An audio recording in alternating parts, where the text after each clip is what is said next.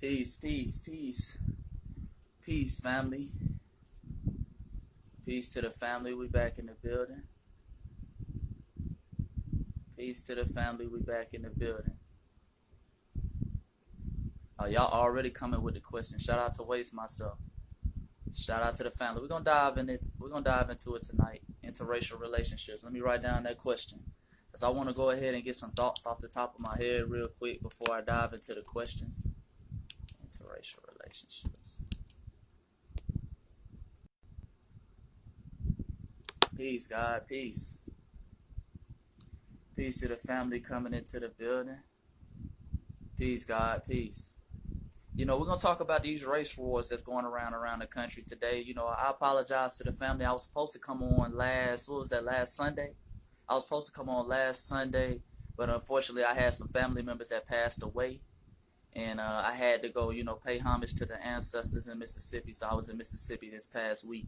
I had a couple ancestors, new ancestors that passed away, so made that transition. So unfortunately, I had to go and take care of business. You see what I'm saying? Take care of business. Yes, indeed. But shout out to all the family coming into the building. Yeah, I got a do-rag on today, man. I'm growing out my hair. In times of war, we got to grow out our hair. In times of war, I appreciate that. All the condolences. In times of war, though, we got to grow out our hair. So I've been growing out my hair lately, just got it twisted. So, I got to keep, the do-rag on right now, because I get to plan and mess it up. You know what I'm saying? Yeah, in times of war, growing out your hair is very significant. In times of war, many of our ancestors grew out their hair. That symbolized that warrior spirit that was to come. We had brothers and sisters like, the Fuzzy Wuzzies out there in Sudan and Eritrea who grew out their hair, who were, trying to get the British up out of there. That was real significant. You had those Abenaki soldiers in Ethiopia that had long afros, for their warrior culture. In times of war, you got to grow out your hair. You got to grow out your hair. If you bald, the warrior is within, my brother. Some brother said, I'm bald. The warrior is within. You see what I'm saying? But it was significant for some African cultures to grow out their hair.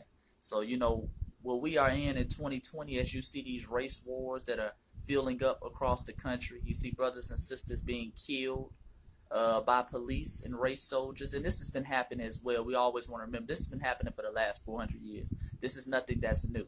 So we are in a war. And in war, you have to grow out your hair. You got to grow out your hair. Your hair in African culture, your hair is your antennas. Your hair is your antennas. It connects you with the universe. It connects you with your environment around you. You see what I'm saying? Hair is very significant. Yeah, the Zulu warriors down there in South Africa, when they were fighting the British, they were known to grow out their hair and give elaborate designs in their hair to signal that in times of war, that they were about to go to war. Yeah. Shout out to the beard. Yeah, that hair is very significant. Your hair is like your antenna. Your hair is your crown. You see what I'm saying? And your crown suits you. You see what I'm saying? So your crown tells you what type of mood you're in. Your crown tells you whether you're ready to go to war or not. Yeah, it connects us to each other. That's your direct connection to your ancestors. The beautiful thing about having African hair is your hair grows towards the sun. We have some of the only hair in the world that grows towards the sun. That means it's alive. It's connected. It works with you. You see what I'm saying? Anything that dead falls towards the ground. Yeah, Samson. In fact, a lot of people don't know, just telling you the warrior culture of our hair, a lot of people don't know the term dreadlocks. The term dreadlocks is a significant term. It's symbolizing the warrior nature in our hair.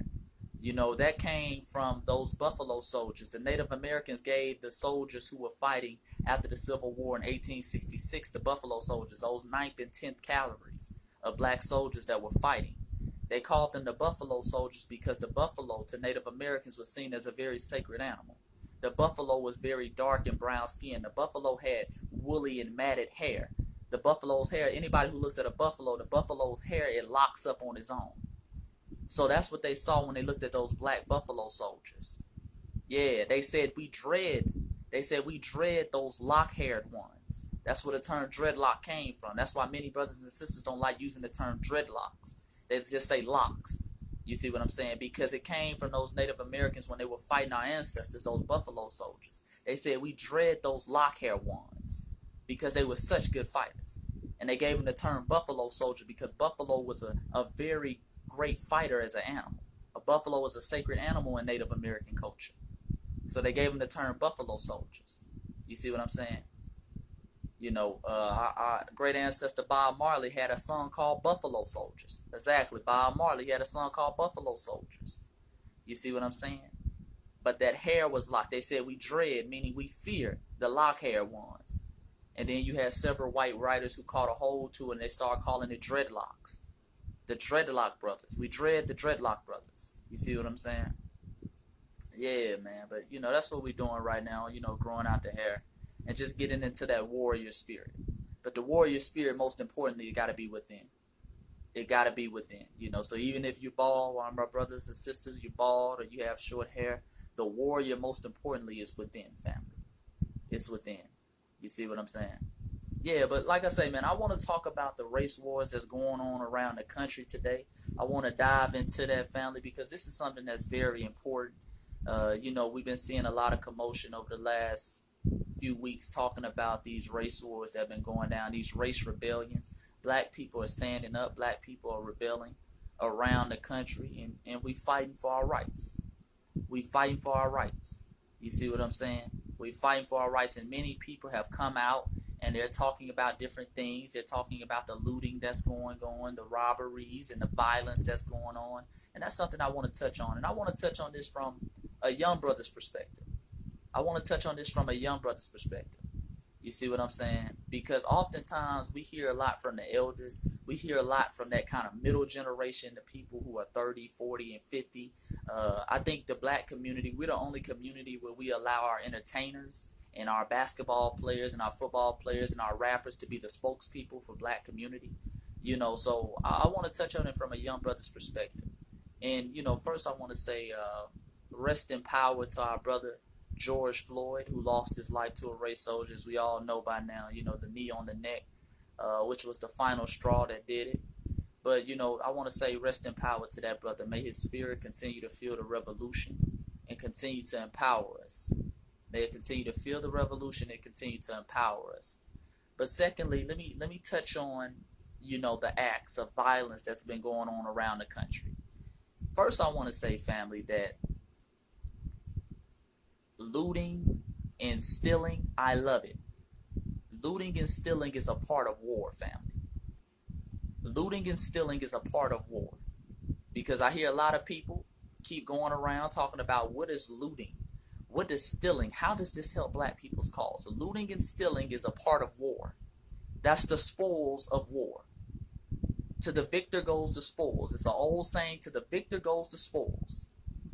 Because I hear a lot of Negroes talking about, why are you burning down your own community? Family. Gucci is not our community.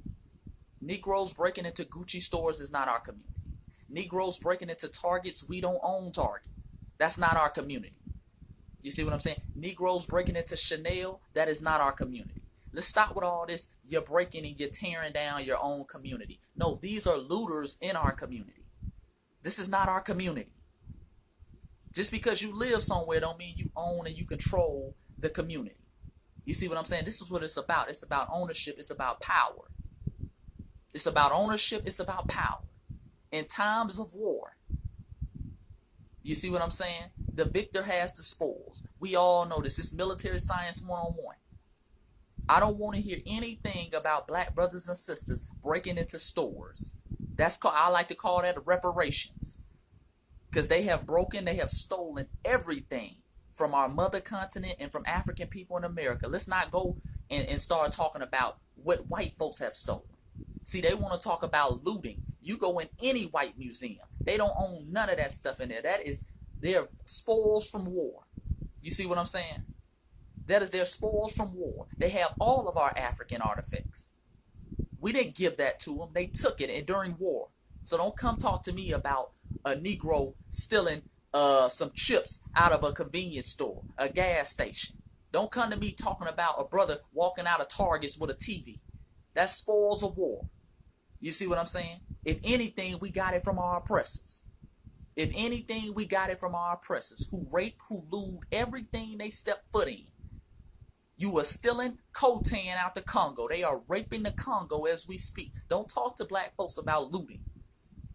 Don't let them run that whole game on you. Oh, what is all this looting? That ain't got nothing to do with it. No, that's spoils of war. You see what I'm saying? That's part of warfare. So if brothers want to take a TV, they can take a TV. You see what I'm saying? The only rule I would say is don't loot your own black-owned businesses. Stay clear. And as far as I know, I haven't heard of any black-owned businesses being looted. You see what I'm saying? Target is not a black-owned business. Chanel is not a black-owned business. Gucci is not a black-owned business. In fact, places like Gucci have a history of anti-black rhetoric. So don't come to me talking about what happened in Gucci. You had a mammy down here in Atlanta. I forgot her name, over there crying, talking about, why y'all breaking into Gucci? You see what I'm saying? Had a mammy down here crying about that. Let's stop with all that. What has all this got to do? That is spoils of war. Go tell white people to return back the Benin's bronze that they stole. Over 1,000 priceless artifacts that they stole out of Benin Empire. You see what I'm saying? Go tell them to give back all the Kemetic artifacts that they stolen out of ancient Kemet. Those obelisks that sit in cities around the world to this day. Those Tekanukes that sit in the middle of Vatican City that they stole during times of war. See, don't come talk, like I said, don't come talk to us about a Negro stealing a TV. That's the first thing. That's the first thing. So let's get out of this, two wrongs don't make it right now. What Lou got to do with George Floyd? That is spoils of war. We won the war. You couldn't stop us from doing it, so we took it. And actually, we taking back what's ours anyway. We taking back what's ours anyway. You got 400 years of free labor that built this country. So don't come talk to us about we stealing a TV. Charge that to the reparations tab. Charge that to our reparations tab. You're lucky we just taking TVs. You see what I'm saying? Now, my brothers and sisters who are out here in the field, I want to say something to you. I want our brothers and sisters who are out here in the field, you at these protests, please understand that you are on a battlefield. You are on a battlefield. What do I mean by that? I saw too many people, too many brothers and sisters. I saw too many sisters out there with sundresses on. We know our sisters are beautiful. We know you got the curves of a goddess. You see what I'm saying? We love to look at you, but Queen, please don't wear the sundress to these protests. You are in a battlefield. Don't come to a battlefield trying to look cute. You see what I'm saying? Brothers, don't come to the battlefield with skinny jeans on, sagging with your new J's. I know you ready to turn up.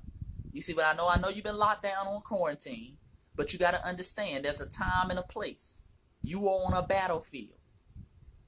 We need to start going to these quote-unquote protests. We need to start going to the battlefield prepared for war. You need to have something on that you can move with.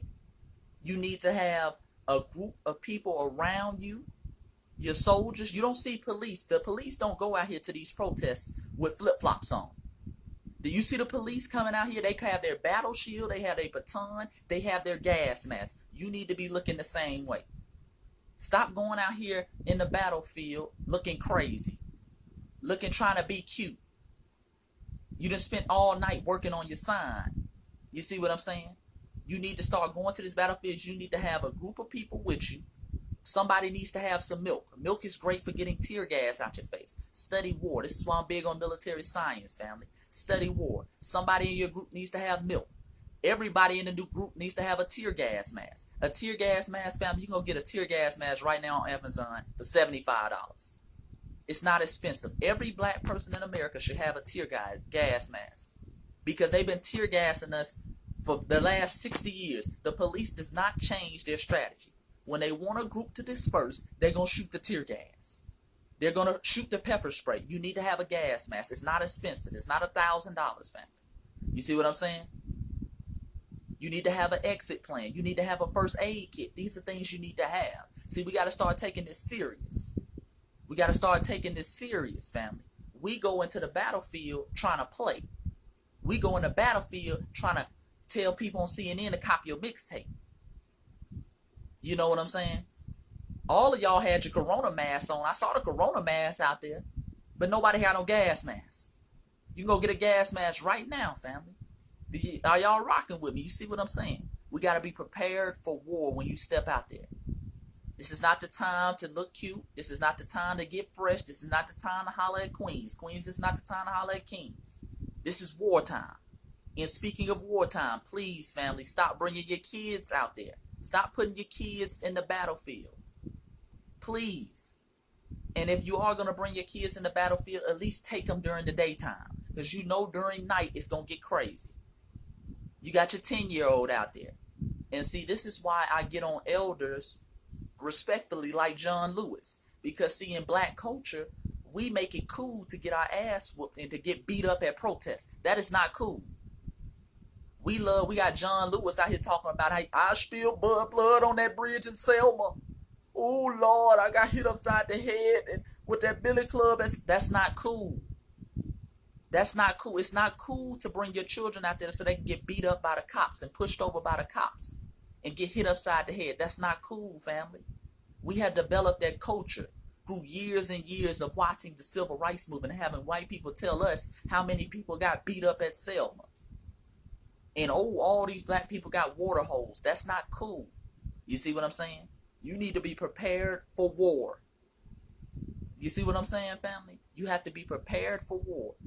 Stop letting them finesse you into getting your ass whooped out there and thinking that's cool. I don't want to hear people telling their grandkids 50 years from now, Lord, I got beat up in Minnesota and I got into some good trouble. No. I want you to tell them about stories how you fight back, how you were prepared for war, how you were moving strategically. You see what I'm saying? Because we have to pass this on to the next generation. You see what I'm saying? The great ones, they learn from their history. That is not the way to go. I don't want to see babies getting hit upside the head like we were in Selma. And I'm not making fun of the ancestors that happened to. You see what I'm saying? I'm not making a mockery out of that. I'm saying we have to learn from that. That's not cool. That's anti-human. That's anti-survival to think that your whole goal is to go out there and your whole story is you want to get beat up by the police. That's not cool. And you talking about how much tear gas was in your face. That's not cool. You see what I'm saying, family? That's a traumatized people. When you think that's victory, that's traumatized people. We have to understand this moving forward. Yeah, you got to have your gun license. Another thing. You got to study military science, family. These police officers do the same damn thing every time. Every time it's a protest, they're going to shoot that tear gas. They're going to come out there with them shields. And we got too many brothers and sisters in flip-flops. Too many brothers and sisters chilling. Too many brothers and sisters who been spending all night working on a sign and not a military strategy for when stuff goes sideways. You see what I'm saying? Too much time. Too much time, family. We have to evolve. Which leads me to my next points. This whole non-violence thing. We had our mayor out here in Atlanta, Keisha Bottoms, and I like Keisha Bottoms. You know, I think she's a good sister.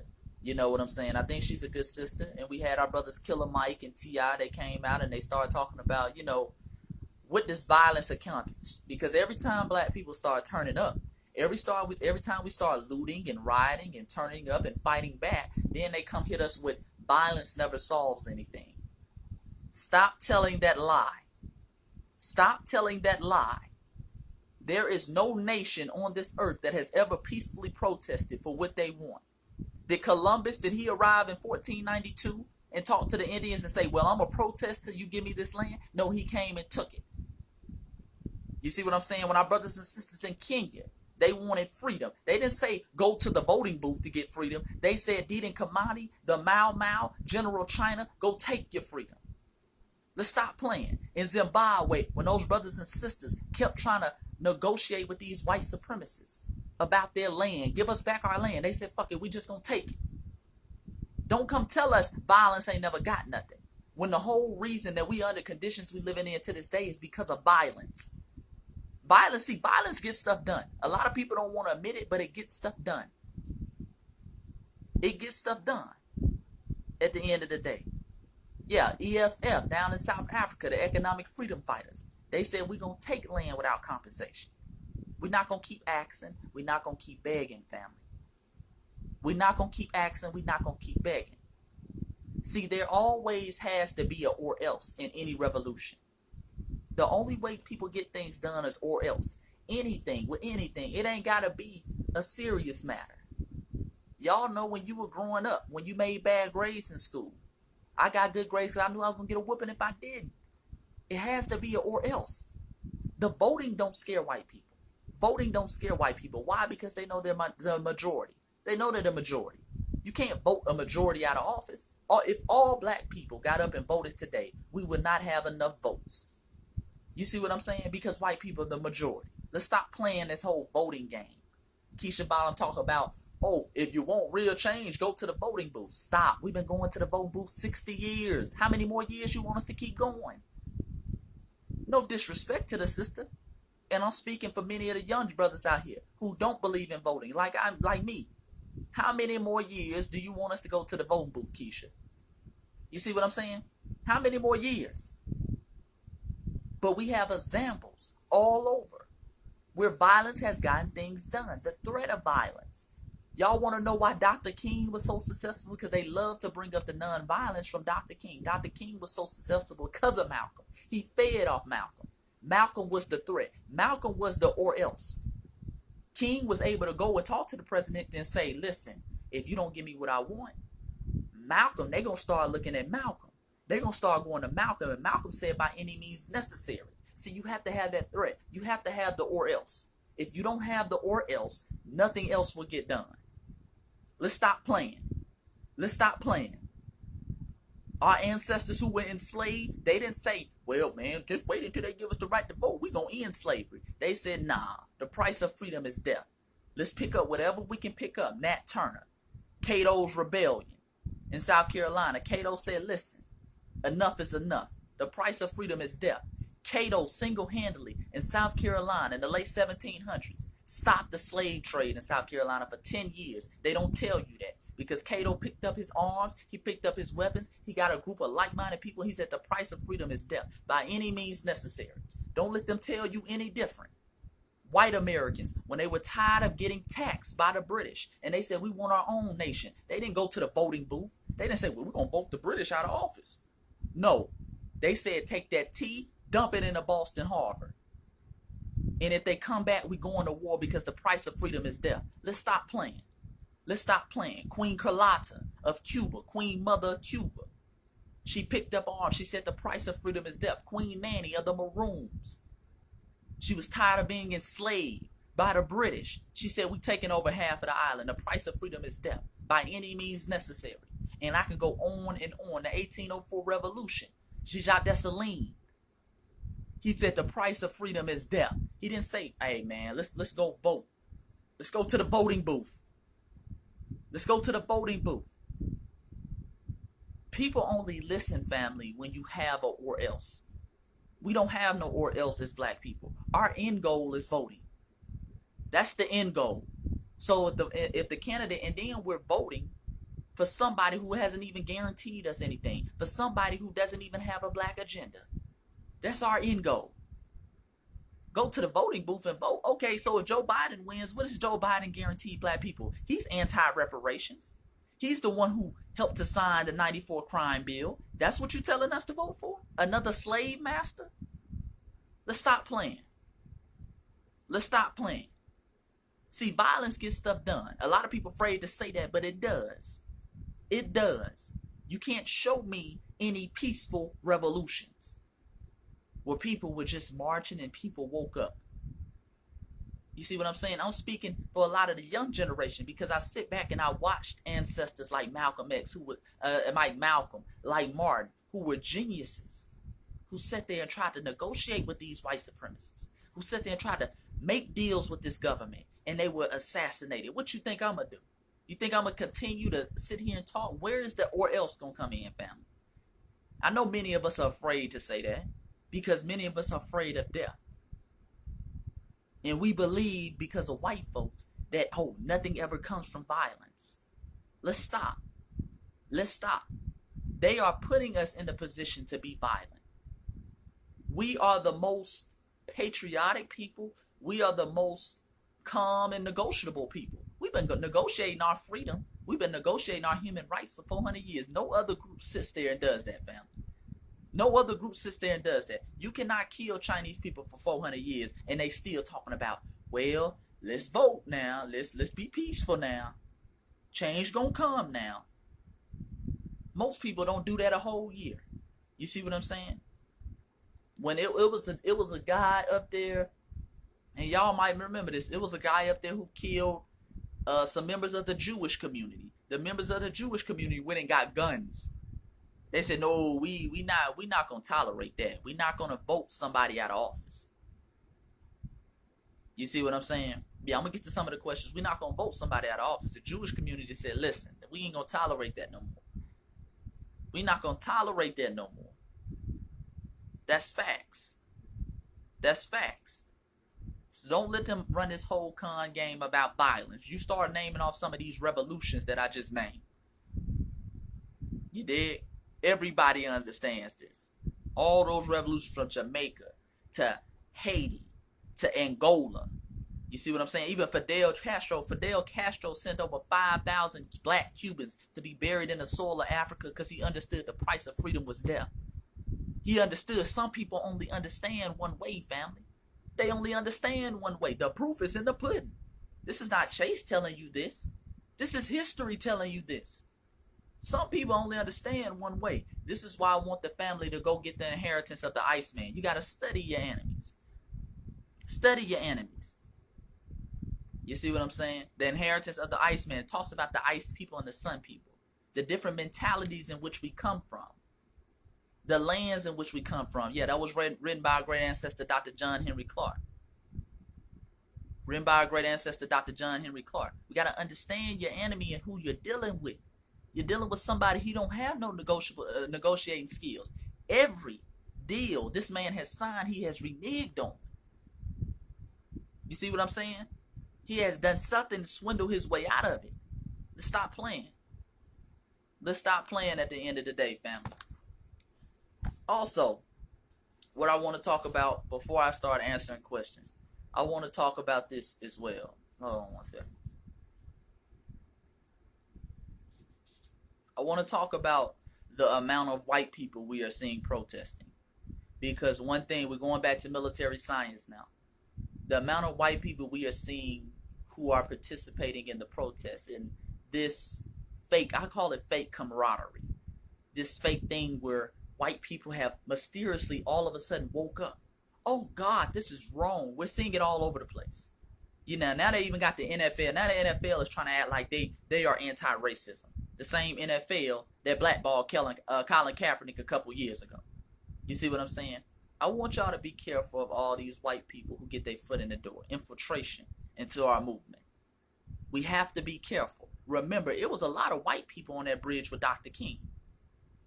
There was a lot of white people on that bridge with Dr. King, family. Go back and look at the pictures. Lots of white people. Yet racism still existed afterwards. We have to be careful of symbolism. We have to be careful of symbolism. A lot of us are very symbolic people. A lot of us go out our way to we want white people to acknowledge us and acknowledge our struggle. I'm not one of those Negroes. I want my resources. I want what is owed to me. I don't care about having white friends. Let me say that again. I don't care about having white friends. I don't care if white people don't understand racism. I want tangibles. I want resources. See, a lot of us just want white people to post Black Lives Matter on their Instagram page. You see what I'm saying? A lot of people just want us to post Black Lives Matter on their Instagram page. Notice you have all these white people donating millions of dollars to these groups that nobody ever heard of. And that's why we have to be real careful with the language, because the language they use is very tricky. During the 1960s, black people are the ones getting beat up on these bridges. Black people are the ones getting hung, getting lynched, getting water hoses. You see what I'm saying? Our babies were being blown up in churches down there in the South. Yet when it came time to sign these initiatives, it came time to sign these bills, they said minorities. We're going to give this to minorities. These are minority rights. So who gets all those rights now? The Chinese, the Arab, the East Indian, everybody but black people. Everybody but black people. We cannot fall for the same mistake over and over again, family. Listen to me now. We cannot fall for the same mistake all over again. I don't get warm-hearted when I see white people out there. It was white people out there with Dr. King. You see what I'm saying? We're not falling for that game no more. See, all these white people want to come out, oh God, this is horrible, dude, but nobody's still talking about no tangibles. Nobody's still talking about punishing these race soldiers. Nobody's still talking about reparations for American descendants of slavery. See, I've seen a lot of people talk about they donate millions of dollars. The NFL said we're donating an extra $20 million to the minority communities, to communities of color. I don't want to hear about what you're doing for communities of colors. What are you doing for black folks? What are you doing for black people? Do you see what I'm saying? And then I need to see a committee that tracks where those funds are going. Because see, the moment they slip in this color, this minority, that's the moment we don't get no tangibles, family. That's the moment we don't get no tangibles. We have to understand this. That's tricknology. That's tricknology. Because then they say we're donating $100 million to communities of color, and we think it's black people because after all this harm, all this racism starts with black people. We get the first end of the brand. And then they donate $20 million to a Chinese organization. Then they donate $20 million to Little Italy, $20 million to Little Havana. And then they say, look, we gave it to communities of color. No. See, a lot of people like to capitalize off our harming. We're the ones getting hit upside the head. We're the ones putting need on the back of our necks. You see what I'm saying? But everybody else, now when it comes time to get the tangibles, we got to split it with everybody else. We ain't doing that no more. We ain't split none of the pie with nobody else. It's black or nothing. It's black or nothing. Don't come tell me you donated $1 million to police reform. I don't want to hear that. That's a con game. Dak Prescott, quarterback for the Cowboys, donated $1 million for the police to have better training. So you just gave $1 million to the same folks that's killing us. That's a con game. We're not playing them games no more. I'm donating $1 million to communities of color outreach. The hell is the communities of color?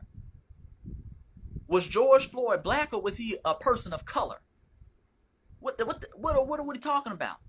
We need our funds direct deposited into our accounts, into our businesses. You see what I'm saying? And these same white people who are calling themselves allies, vote for reparations. Make your politicians put reparations in that thing. See, don't come talk about you an ally because you posted a black screen on Instagram. That doesn't do anything, and that goes back on us. We got to start holding these people more accountable. Now, shout out to everybody who did the Black Screen Tuesday. I didn't participate, but I respect the people who did it.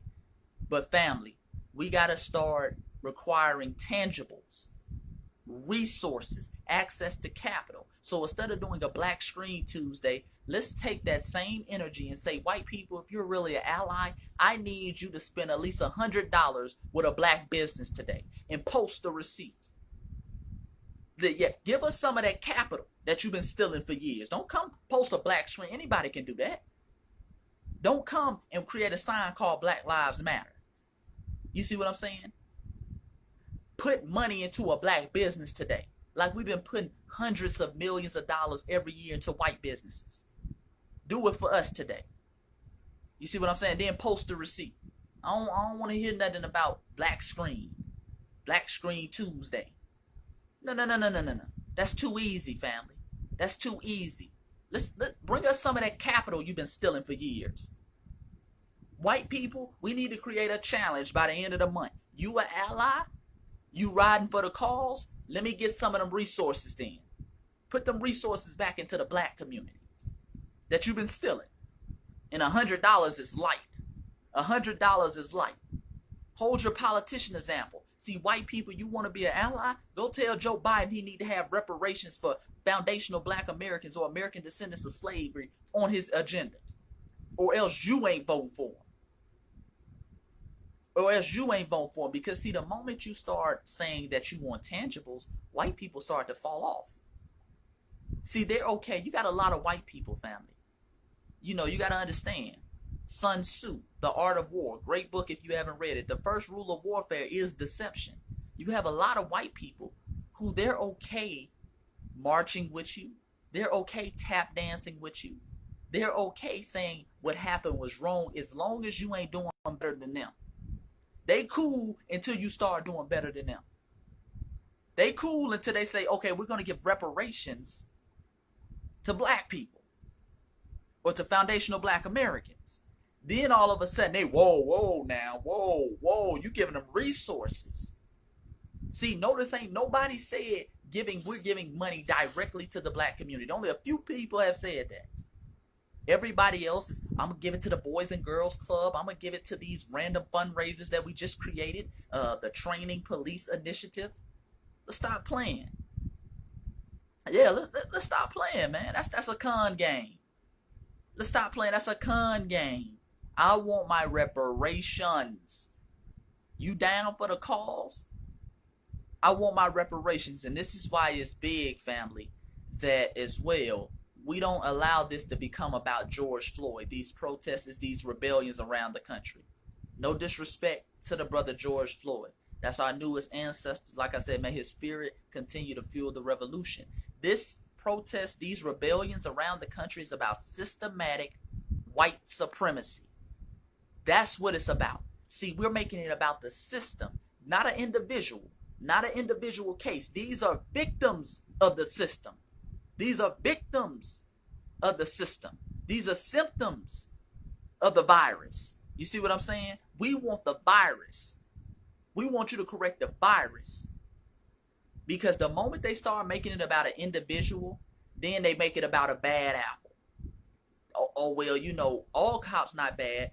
They had a dude on CNN talking about 99% of all cops aren't bad. It's the 1%. Well, damn, the 1%. How the hell does 1% keep controlling the 99%? How the hell does the 1%, the officer who stayed on George Floyd's neck, and then the other officers around him watched? That's symbolic. See, this George Floyd situation is symbolic of policing. You got the one bold white supremacist who's willing to kill a black person on camera, and you got the other coward white supremacist who willing to watch, who willing to sit there and just watch. And then they said, well, we're not bad cops. We didn't do it. Yes, you are. Yes, you are. You see what I'm saying? We got to stop playing with them. We're not playing no more, family. We're not falling for no con games. I don't care if white people are out there protesting too. If white people, listen, if they want to put in work on the police, I'm not stopping no white person. But I still want my reparations and my tangibles to come to my community. You see what I'm saying? That's like me slapping you, and then I'm going to give reparations to some other people who didn't even get slapped. And then I'm going to give you like a little 10% of the reparations. You see what I'm saying? We're not going for that no more, family. We are not going for that no more. This is about the system of white supremacy, family. Stay on their neck. Stay on their neck. And this does not change our black agenda. Don't let them try this con game, because MSNBC and CNN, they've been trying to make this about Donald Trump. See, if Donald Trump wasn't in it, look what Donald Trump said about, listen, Donald Trump does not scare real soldiers. If you a real one for the cause, it doesn't scare you. Why? Because your ancestors, we've been dealing with Donald Trump since we got in this land, family. We've been dealing with Donald Trump forever. My grandfather dealt with Donald Trump. My great-grandfather dealt with Donald Trump. You think Calvin Coolidge was any better? You think Woodrow Woodson in the turn of the 19th century, who played Birth of a Nation, a Ku Klux Klan movie in the White House, was any better than Trump? We've been dealing with Trumps forever. We've been dealing with Trumps forever. See, they want to scare us into voting. We're not doing that. We're not doing that. Listen, bro, we're not even entertaining this begging question. A lot of people keep talking about reparations is begging. Reparations is not begging. Reparations is getting what we are owed. It's getting what we are owed. We ain't doing no begging. We are getting what we are owed, and we're willing to do it by any means necessary. We are listing out our demands. We're telling you what we need and what we are going to get. Now, how we get it is up to you. That's how black people have to lay out their commands. You see what I'm saying? Reparations is getting what we are owed. If you work at your job, because only dusty Negroes talk about that's begging. The same Negroes who work at Walmart talk about that's begging. If you work at your Walmart for 2 weeks, and you ready at the end of those 2 weeks for your little $600 check, are you going to say that's begging? No, you are getting what you were owed. You earned that. That's what you were owed. We worked 250 years for free. We are getting our back pay.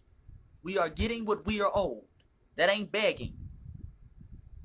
Yeah, you work at a job for 2 weeks, you want your paper at the end of that 2 weeks. That's not begging. That's getting what you were owed. Let's stop playing. Let's stop playing. And Negroes know that. And Negroes know that. You see what I'm saying? The white folks have been dealing with coronavirus for 3 months. They've been dealing with coronavirus for 3 months. And they have passed out trillions of dollars in reparations. See, that's another game they like to play. We ain't got the money for reparations. They got the money. They just don't want to give it up. You see what I'm saying?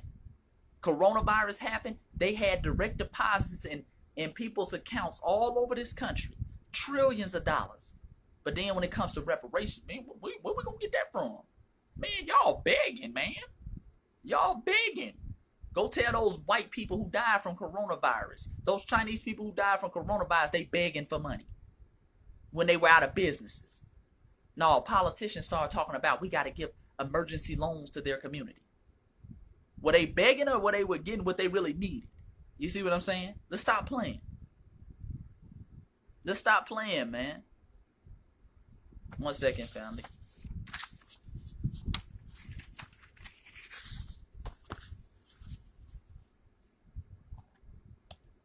Yeah, man. Like I said, we got to get on it. Let me answer some questions though, real quick. Let me answer some questions. Yeah, put your questions back down below, family. Yeah, we're gonna take over our communities. We're gonna take over our communities. Listen, family, and I don't talk about this enough. If we don't get reparations, we just don't vote. We just don't vote. And they say, Chase, if you're not gonna vote, what is the game plan? The game plan is powernomics.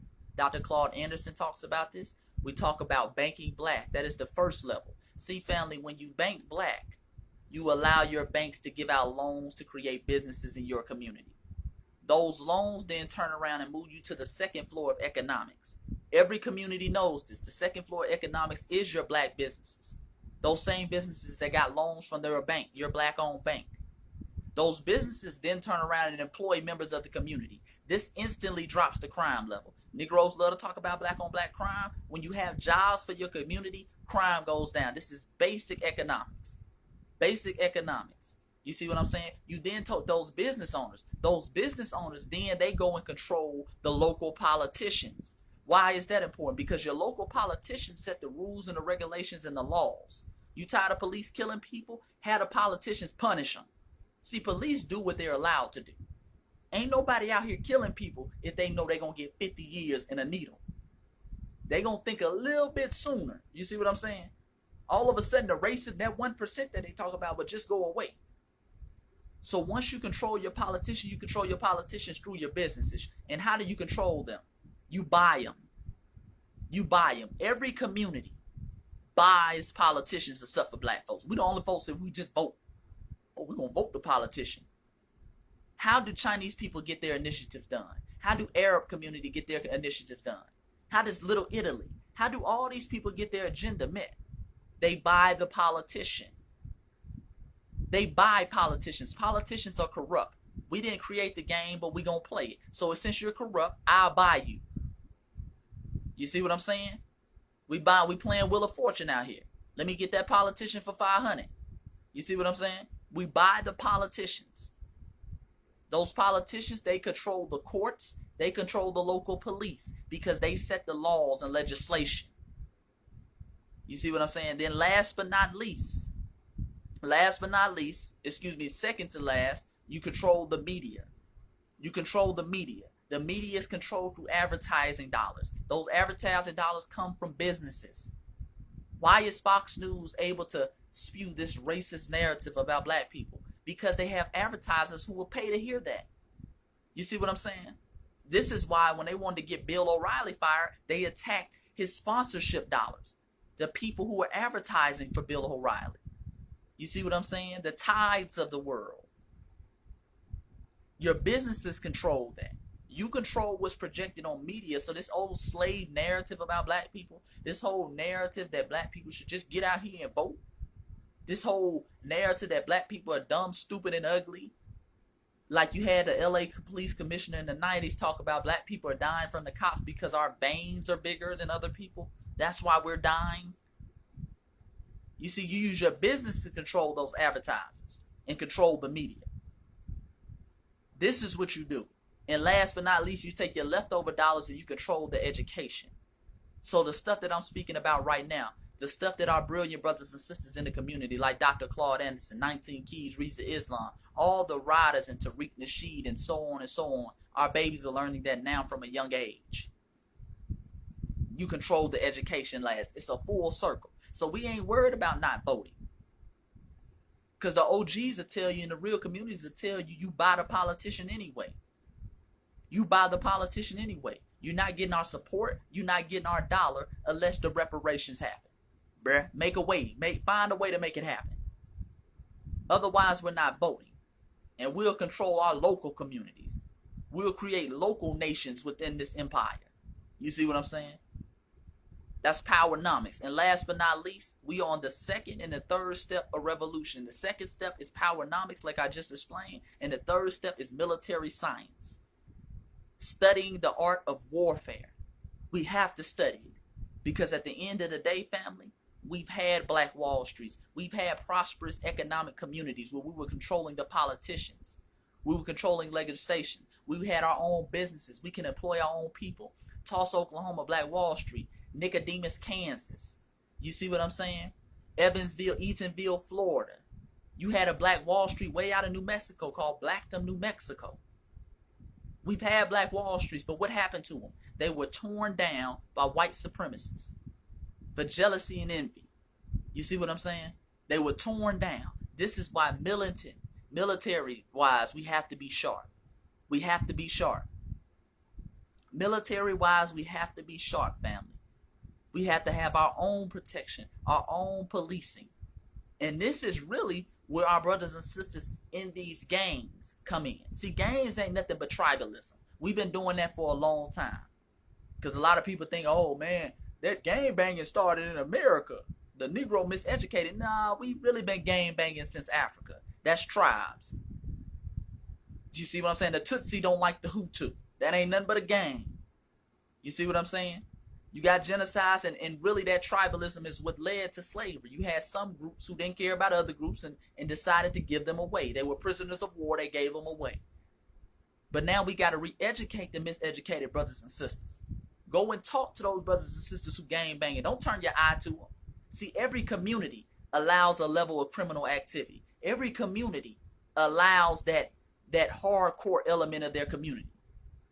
See, the Chinese got the Yakuza. The Yakuza gonna make sure nothing go down outside of Chinatown. So if the Black Croops and the Bloods and the Crips, they come in there, they're gonna send their gang bangers to get rid of them by any means necessary. You see what I'm saying? That's what the mafia was about, the Italian mob.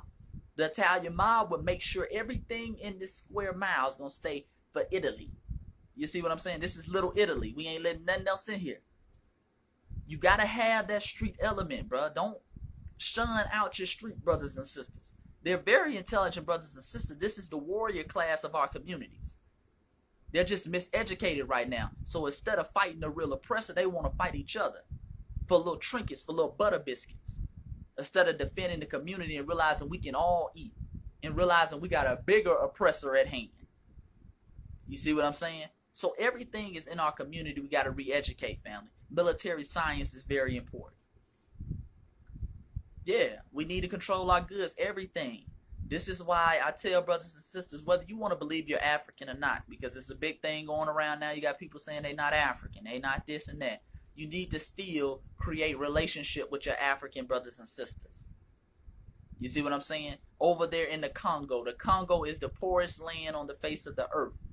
Based off the fiat currency, but based off natural resources, it is the richest land. You need to connect. We need to connect with our Congo brothers and sisters. They have a substance underneath their ground called coltan. Coltan is what powers all these military missiles. It is the reason why the United States has a powerful army. They power all this army with the coltan that is underneath the Congo soil. We need to create pipelines for that. Coltan is basically vibranium that was in the Black Panther movie. That's what they have in the Congo. You see what I'm saying? You have all the natural resources we need underneath the soil of Africa. We have to create pipelines for it. Create pipelines with your brothers and sisters in the Caribbean. Haiti has a lot of oil. You see what I'm saying? They have a lot of natural fruits and vegetables that we need. We need black grocery stores. Powernomics comes into all of this, family. We have to create pipelines. We have to create a united front. Chinese people are not messed with in America because they know if they mess with Chinese people in America, they big brother over in China is going to mess with America. You see what I'm saying? Yeah, they don't do that. They don't do that, family. Make sure you go get the book, Voice of the Ancestors, Volume 1 and 2. We're going to talk about a lot of this stuff when I drop Volume 3. We're going to talk about a lot of this stuff when I drop Volume 3. And after Volume 3, we're done. Because I don't want to get into the habit of just talking all the time. Talking and telling. I want to be about that action. You see what I'm saying, family? I want to be about that action. Yeah, link in the bio. Make sure you go get the book. Link in the bio. Put your questions back down below, family. Let me answer some more questions. Put your questions back down below. I appreciate all the family for rocking with me. Yeah, I'm gonna take this live and I'm gonna put this live on YouTube tomorrow. I'll take this live and I'm gonna put this live on YouTube tomorrow. So just in case you missed a little piece of it or you missed the beginning of the live, I'm gonna take the live and I'm gonna put it on YouTube tomorrow. Yeah, Land Watch. One of the family members is just telling me about Land Watch. Need to look at you some land. Somebody, AJ Truth Seeker said, what about a meeting? What do you mean, what about a meeting? Meeting of the black communities. I'm cool with that, but we don't want to get in the habit of just trying to save everybody because a lot of us, we get in this thing where we want to just keep meeting all the time. We got to meet. We got to talk about it. Nah, let's just be about that action, family. The people who going to get on board, going to get on board. If they not, they not. You see what I'm saying? That's why we're seeing a lot of this. And I hope the family, because a lot of the family tries to get on me about calling out coons like Candace Owens. Notice all the coons are real active right now. Notice we have a lot of coons having relapse, meaning they ain't cooning for the second. I saw Kanye out there at the Chicago protest looking like a lost coon. And you got Negroes out there, oh, Lord, Kanye. See, Kanye being woke. No, he's not. Let's stop playing. Kanye's an opportunist. He's an opportunist. You have the opportunity now to, kind of swindle back in. Now all of a sudden his mental health, he ain't got no mental health issues now. So he's at the protest. No, Kanye is still a coon. See, we have a zero tolerance for coon. Oh yeah, Candace Owens. Candace Owens is somebody who is the head coon. I like to call her the head coon. Even coon, you a coon when other coons call you out. Like, bruh, you really a coon. I'm a coon too, but you really a coon. You had two coon. Candace Owens was arguing with another coon the other day. I forgot his name. Another coon the other day, and he was like, "Bro, you tripping? Like, that what you're saying is wrong, Candace." And she was stutter. She was doubling down on the coonness. You the head coon when other coons call you out. You listen. You a head coon when other coons call you out. You really cooning, bro. You really cooning. You see what I'm saying? Like, dang. Yeah, the YouTube channel is Voice of the Ancestors Chase. Voice of the Ancestors Chase. So please subscribe to that YouTube channel. I'll put the link in my stories when I get off because the link in my bio is my book. Yeah. Let me go back and answer some questions. Yeah, you a head coon. We gotta understand this. Yeah, Jigaboo University. And let me break down, family, what a coon is. Because a lot of people say, oh, well, you call anybody who doesn't agree with you a coon. No, I do not. I have no problem. I'm not ego-driven. I have no problem with brothers and sisters who have a difference of opinion. A coon, family. A coon is somebody who says something deliberately that they know is BS, that is going to harm the black community, that is justifying anti-black racism, but they don't say it out of ignorance. They say it for their own personal gain. A coon says coon stuff for their own personal gain. So they will say something like, the problem isn't police brutality. The problem is black on black crime. Not because they're ill-informed, not because they're not educated on the situation. They say this because it gives them a personal gain, because it's going to keep their job, because they get certain sponsorship dollars. That's a coon. That's Candace Owens. Candace Owens is somebody who has said racism in America doesn't exist. Yet she filed a lawsuit while she was in high school because of the racism that was in her high school and won. So she was willing to get the NAACP. You see what I'm saying? To help her win that $33,000 lawsuit when she was in high school. But now all of a sudden racism don't exist. See, when it benefits you, you fine. But now that it benefits you to say racism doesn't exist, it don't exist. That's why she's a coon. And we don't tolerate coons. I keep telling the family, coons are their own race of people. Coons are not black. Don't even look at them as a black. They're not one of our people. They're not African. They're not black. That is a coon. That's their own classification. You dig? That's their own classification. That's their own classification, family. Yeah, exactly. And even like you say, if black people even killed ourselves, say if we did kill ourselves all the time, which black on black crime does not exist. There's white on white crime. Crime is just a matter of proximity. So whoever you live around, we live in black communities. Why do we live in black communities? Because we're economically redlined into black communities.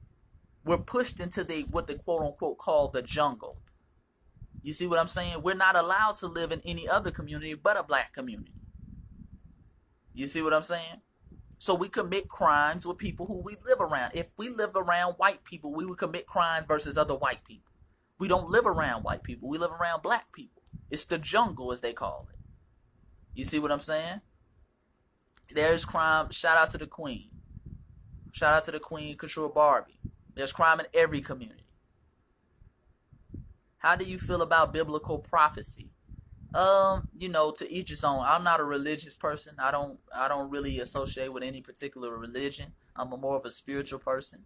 But if you want to believe in prophecy, you can believe in prophecy. But I think at the end of the day, there should be a dose of reality. There should be a dose of reality. I had a brother tell me the other day that black people, we go through all this because we cursed by Ham. We're the cursed children of Ham. Brother, I need you to go on with the foolery. I need you to go on with the foolery, family. Don't justify our situations. See, that acts as a shield for white supremacy. Don't create a shield for white supremacy talking about what something the Bible says. A Bible that was written by your oppressor.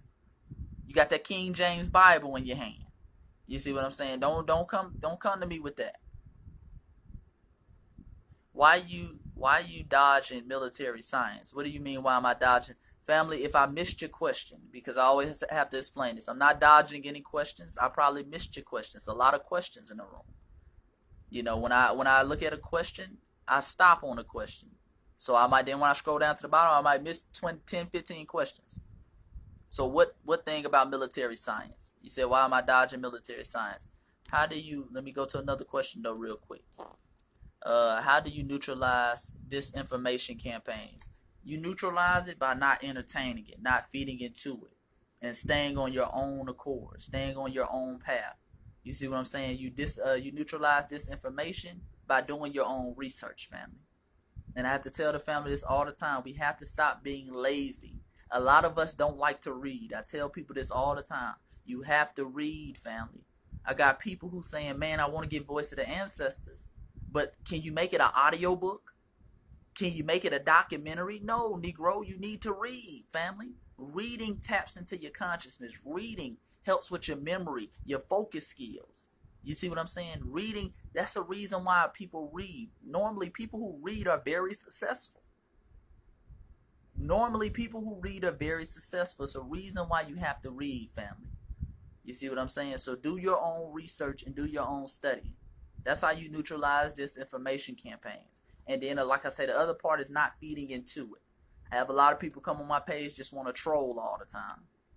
You know what I'm saying? They want to create random statements. Don't listen to that. Hold on, family. The video is about to end. I got 20 seconds left in the video. I'm going to end the video and I'm going to come right back on. So y'all just refresh the page. Hold on.